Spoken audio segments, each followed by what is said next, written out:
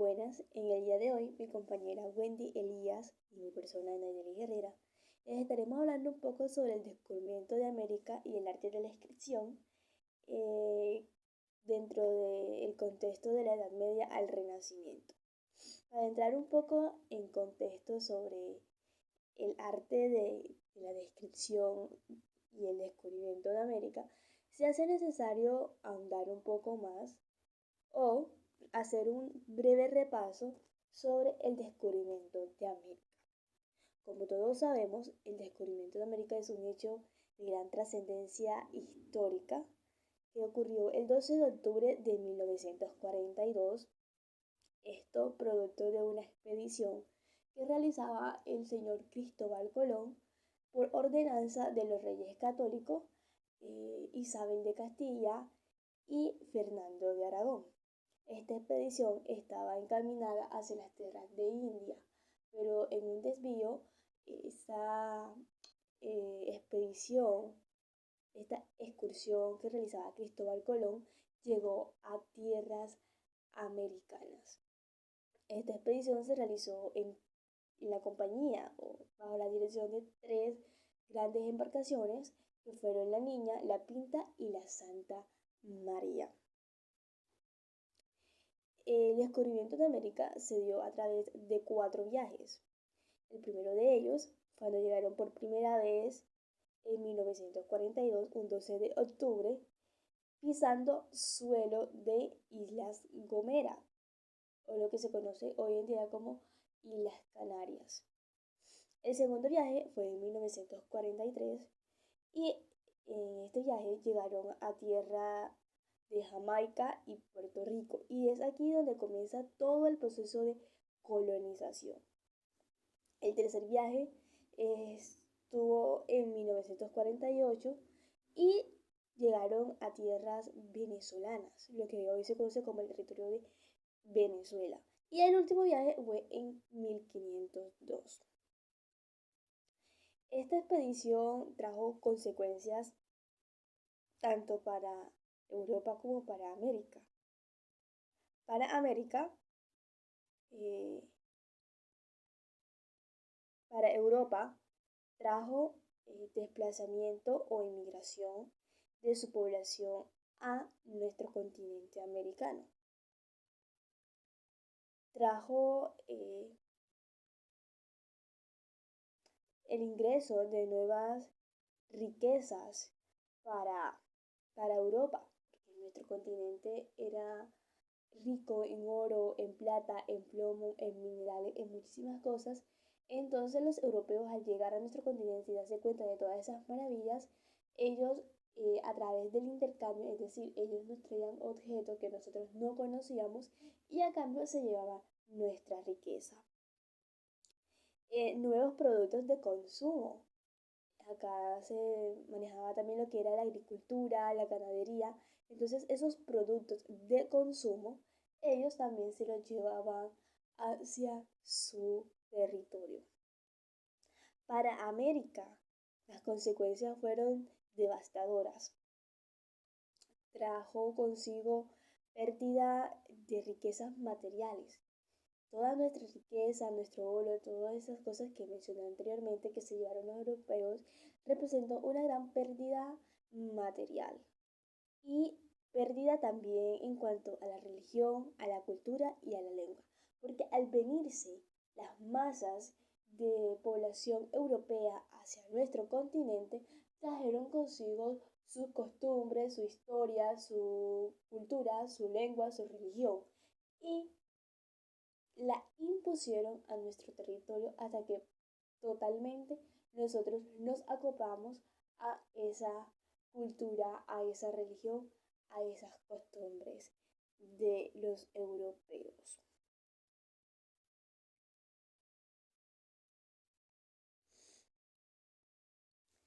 Y pasando al concepto de el arte y la descripción, tenemos que es un texto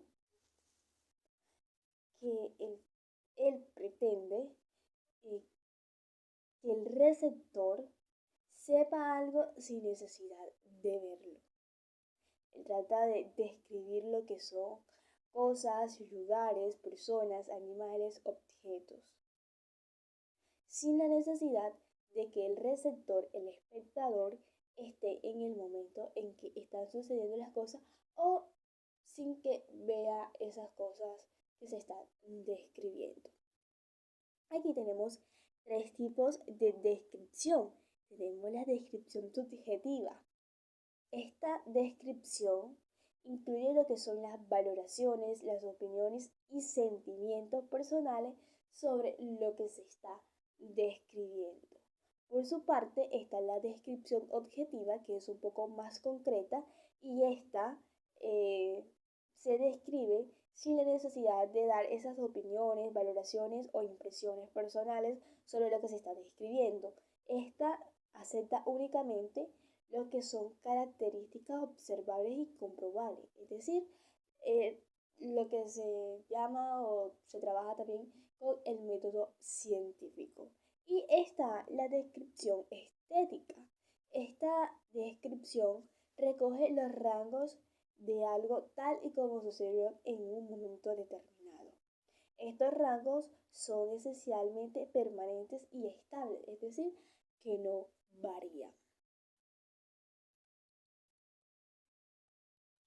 Y entrando un poquito ya en el tema sobre el descubrimiento de América y ese arte de la descripción, el texto inicia dándonos a conocer que los primeros viajeros europeos, al entrar en contacto con tierras indias, y hago un paréntesis aquí, yo cuando hablaba un poco sobre el descubrimiento de América, dije que la expedición de Cristóbal Colón iba hacia tierras indias y ellos se desviaron y llegaron a nuestro continente.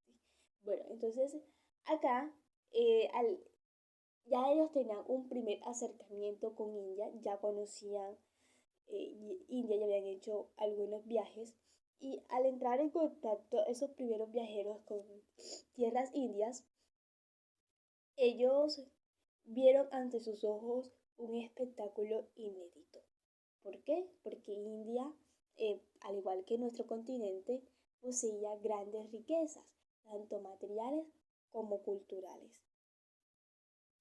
A cada paso que ellos daban les seguía un descubrimiento que los maravillaba.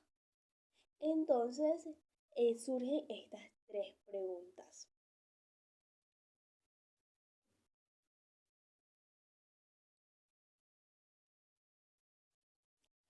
¿Cómo iban a describirlo o a referirlos? ¿Qué procedimientos podían tener a su disposición aquellos viajeros? ¿Qué medios estilísticos y qué cánones literarios les podían servir de guía? ¿Y por qué surgen todas estas preguntas referente a el arte de describirlo? Resulta que todo este problema de la descripción tiene su interés en el desarrollo posterior de la composición literaria, puesto que los primeros exploradores, historiadores y descubridores se sitúan por su intelecto, por su formación intelectual en la transición que comprende la Edad Media y el Renacimiento. El arte de escribir en esta época estaba bajo las bases de la imitación. ¿Y qué es eso de la imitación? La imitación es un tipo de texto o de elemento literario el cual designa eh, en el cual se designa la imitación artística de una realidad. La imitación está bajo las bases de la retórica, la literatura o el arte mismo, dentro de textos que representan obras de arte visual y musical. En este sentido, la imitación solo puede tener un papel reducido eh, sin ninguna importancia relevante dentro del desempeño o desarrollo de aquellos hechos o elementos, objetos que son requeridos para la descripción y que nunca antes habían visto. Es decir, la imitación se refiere a aquellos elementos que ya habían sido descritos con anterioridad y que al momento de volver a describirlos se imita a eso que ya se había descrito. Entonces es aquí donde se dice que la imitación no es posible donde falta el modelo.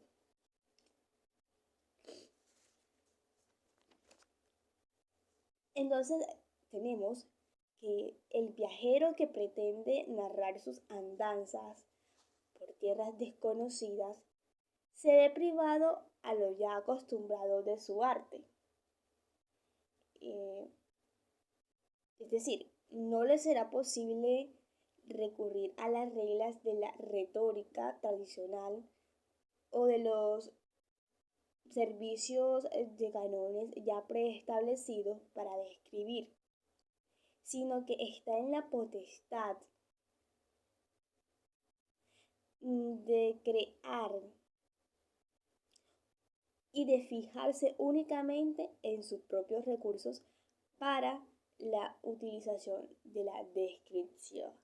Es decir, al llegar a nuestras tierras americanas y tratar de describir lo que se estaba viendo, los historiadores y los que llevaban este arte no podían tratar de describirlo según lo que ya habían visto en tierras indias, sino que se tenían que valer únicamente de lo que estaban viendo sus ojos, de lo que estaba aconteciendo. Y realmente eran acontecimientos, objetos y realidades muy diferentes y nuevas.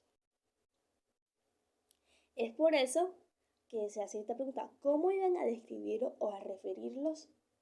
Tenían que valerse de lo que estaban viendo, no podían referirse a lo que ya estaba establecido en los canones según lo que habían visto ya en tierras indias. Pero resulta que ellos todavía no se habían hecho a la idea de que estaban en un nuevo territorio, porque ellos pensaban que estaban en tierras indias. Entonces, es donde aparece el procedimiento de Marco Polo. El procedimiento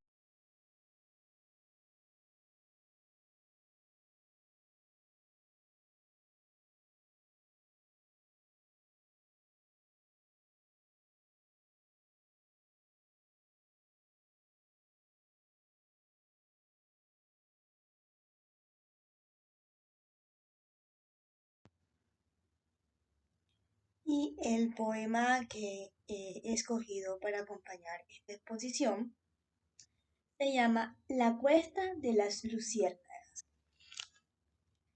Solo cuando se haya talado el último árbol, solo cuando se haya envenenado el último río, solo cuando se haya pescado el último pez, solo entonces descubrirá el hombre blanco que el dinero no es comestible. Allí estaban brillando en plena noche, regalando al verano destellos de luz verdes, aquel atlas de heroicas luminarias, un fugaz universo en miniatura. ¿Fueron un sueño? ¿Un lejano prodigio?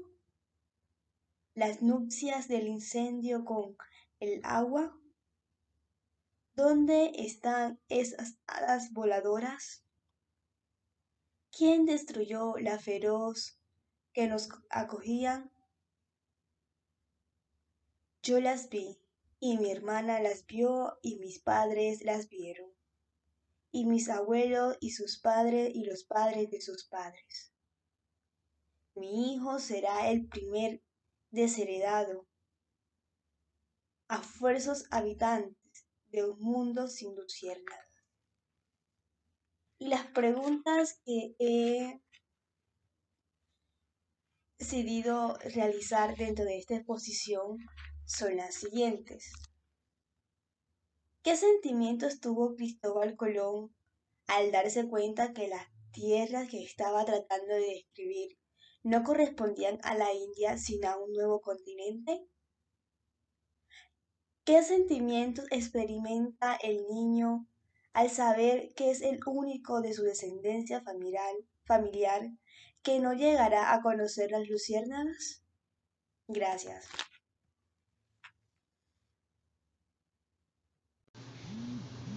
Bueno, muy buenas tardes. Mi nombre es Wendy Elías y el día de hoy quiero estarles hablando un poco de lo que es la Edad Media en el Renacimiento, el descubrimiento de América y enfocarme más que todo en esto del arte de la descripción.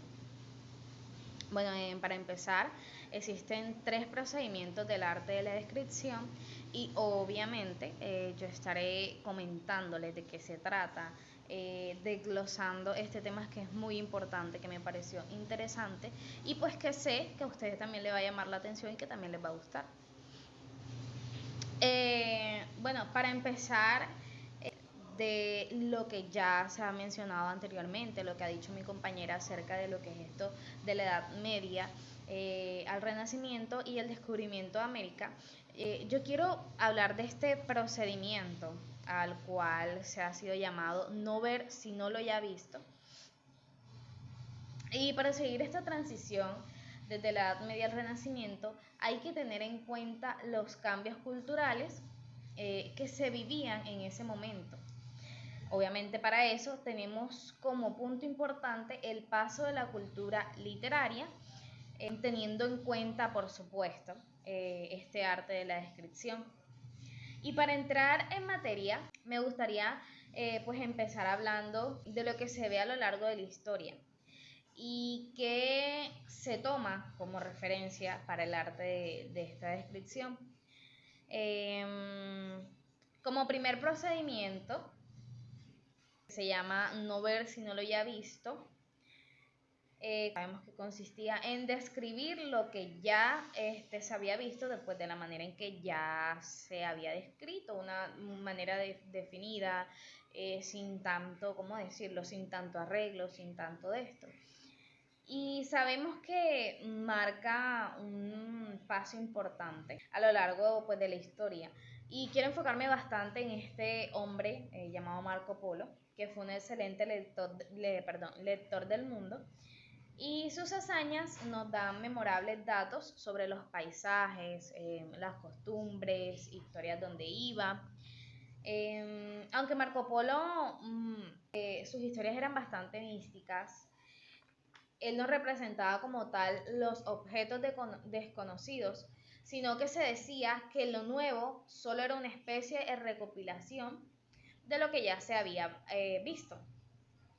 Quiero leerles algo que me llamó mucho la atención de esto, y es que para Marco Polo el unicornio, que tiene piel de búfalo, pies como los del elefante y un cuerno en medio de la frente, no es más que un vulgar rinoceronte. Para Colón, la novedad como descriptiva no cumple con las medidas necesarias para ser contemplado como arte de descripción. Y es decir, que el hombre mismo usaba la comparación para designar un nombre a un objeto nuevo.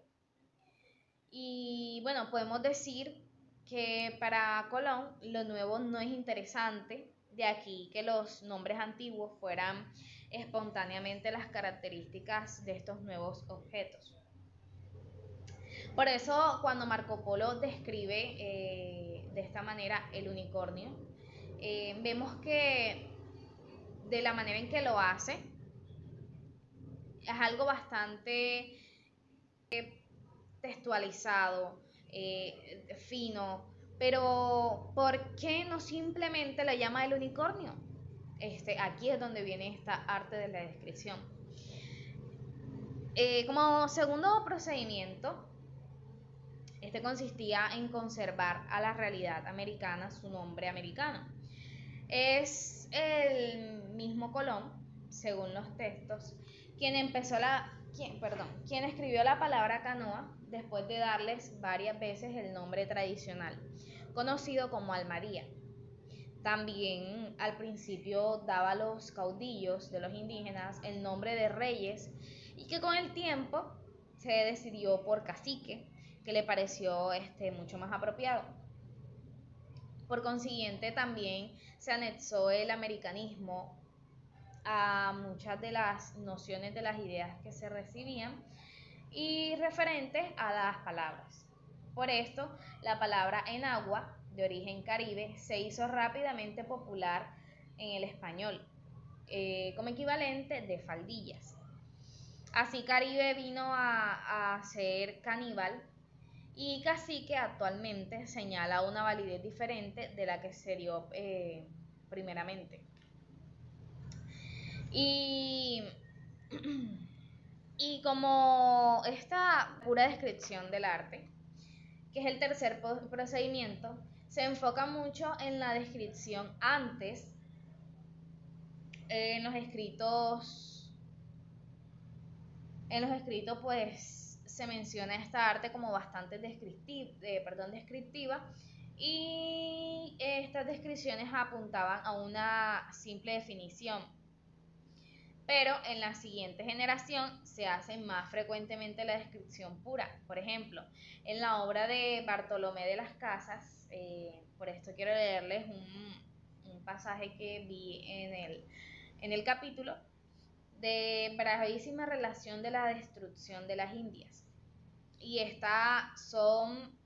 dice, son hierbas secas metidas en una cierta hoja, seca también, a manera de mosquete, hecho de papel, de los que hacen los muchachos la Pascua del Espíritu Santo, y incendia por la una parte del, para la otra chupan o sorben o reciben con el resuello para adentro aquel humo, con el cual se adormecen las carnes y casi emborrachan, y así dice que no sienten el cansancio. Estos mosquetes, o como los nombramos, llaman ellos tabacos, españoles conocí yo en esta isla española, que los acostumbraron a tomar, que siendo reprendidos por ellos, diciéndoles que aquello era vicio, respondían que no era su mano dejarlos de tomar. No sé qué sabor o provecho hallaban en ellos. Si lo vemos desde el punto de vista de la literatura en general, las descripciones como estas son una novedad, no tanto por su definición o representación, sino más bien por los adornos para describirlos. Por otra parte, y para finalizar, las descripciones antiguas son enumerativas, en el sentido de que borran el objeto escrito y lo reducían a solo pequeños detalles. Obviamente, teniendo claro esto, sabemos que la descripción antigua se tiene como un tema poético y la nueva descripción se interesaba por temas en su naturalidad y se niega al extremo del embellecimiento de esta literatura, o bueno, palabras como se conocen como palabras embellecidas. Ahora pasemos a la pregunta acerca del tema. Dice, de los tres procedimientos del arte de la escripción, ¿crees que esta acción de describir hechos históricos se basaba únicamente en la comparación de las palabras ya usadas o en la manera de representar los acontecimientos? Este poema tiene como título Gatos. Ahora me acuerdo de los gatos de mi casa, de la casa de mis abuelos, llena de sol y uva los veranos, y de nieve y de leña los inviernos. Mariposa era blanca y negra. Tabita, a la que yo más quise, plural de colores vivos. Gatos comunes y preciosos, ágiles, mimosos, esbeltos, que me devuelven a una infancia que a ratos creo triste y otros días feliz y luminosa, como los años en que ocurrió. Tan luminosos y oscuros, preciosos gatos de mi infancia. Acordaos de mí desde el cielo de Anubis, yo soy Lo sabéis bien, aquel niño que os quiso tanto y que siempre tenía nostalgia. Soy la melancolía de la melancolía. ¿Alguna vez te preguntas qué sintió tu yo pequeño a las adversidades de alguna pérdida? Ahora, para finalizar, quiero pasar a hacerles una pregunta acerca de la tesis de nuestra profesora Sandra sobre la experiencia de los límites en la obra de José Ángel Valente y sus implicaciones lógico-matemáticas. Bueno, en la tesis de nuestra profesora habla acerca de la musicalidad universal, que se dice que con ella podemos seguir las modulaciones de las palabras cuyos límites nos permite imaginar sus contornos o resortes universales. El orden de sus oquedades, destellos y fases de fundidos, que son la memoria musical. Esto lo podemos encontrar en la parte en prisma de ritornelo, presintaxis y sintaxis de la música de los límites, en la página 355. Ahora bien, para entender esta definición les leeré un poema. Quiero quedarme así, solo, lejano, sin ninguno, sin nadie. Pájaro que en la infinitud del aire vuela, en el vacío del aire, hacia el horizonte que jamás se alcanza, y nunca ya poder quedarme así. Regresar al origen para siempre borrado. Y teniendo en cuenta este poema, les quiero hacer la pregunta, y es, según la musicalidad universal, ¿qué modulaciones remotas podemos oír en el poema?